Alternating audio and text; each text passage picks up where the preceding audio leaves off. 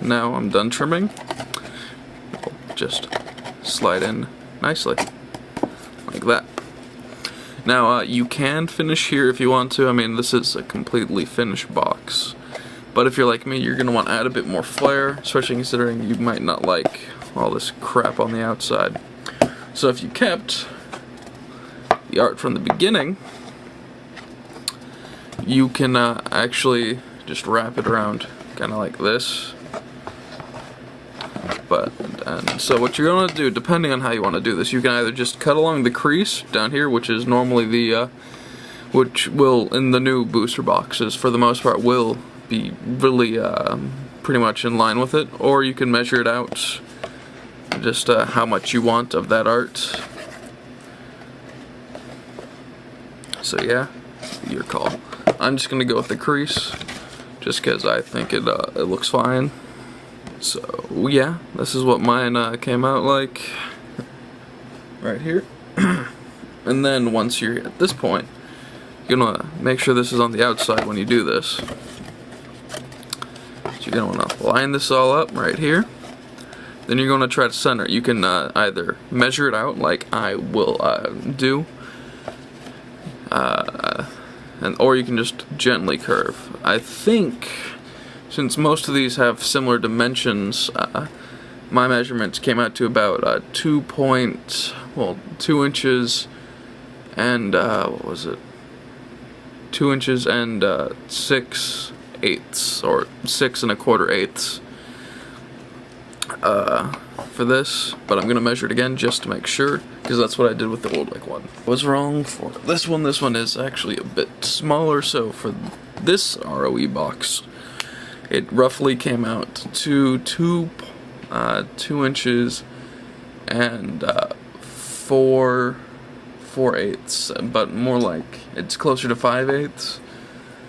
So I guess it'd be more like 4.68 if you can figure that out. So yeah, I'll show you roughly where mine show up. This is where I will be folding. So obviously you're going to want to fold carefully when you do this. So I'll join you then. Obviously I still suggest using scissors to help with the creasing, because, you know, it's better to have a good crease than it flipping out on you. So I'm almost done here. And basically once you're finished folding, what you're going to want to do is to tape this onto the booster deck box.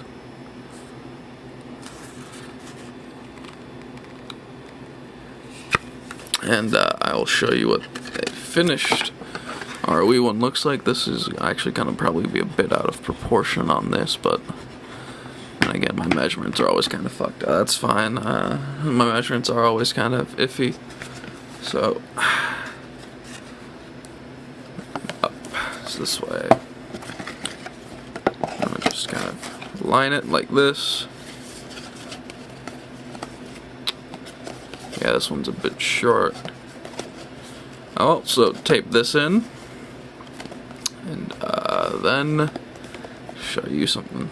So here's my completed Rise of the Eldrazi deck box. Obviously it's a bit bigger than cards, even in sleeves.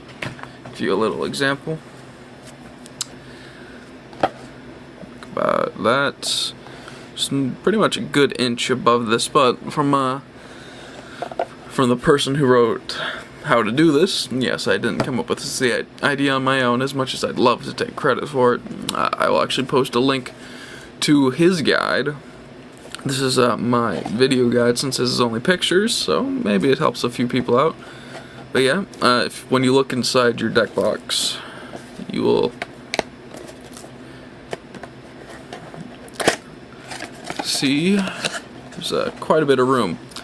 Apparently you should be able to fit in an EDH deck sleeved into here, and there'd still be about an inch up top that you can use for things like dice, extra other stuff that you might need.